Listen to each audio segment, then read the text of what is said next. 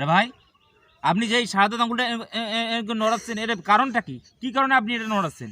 আমি তো বুঝলাম না।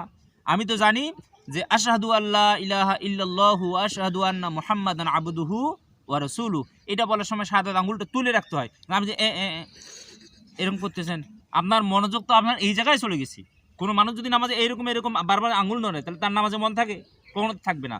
আমরা শুধু আঙ্গুলটা এরকম সাক্ষ্য দেবো এই আঙ্গুল দ্বারা, এরকম নড়াচড়া কি এরকম করা যাবে না, এরকম সাক্ষ্য দেবো আশহাদু আল্লা ইলাহা ইল্লাল্লাহু আশহাদু আন্না মুহাম্মাদান আবদুহু ওয়া রাসূলুহু।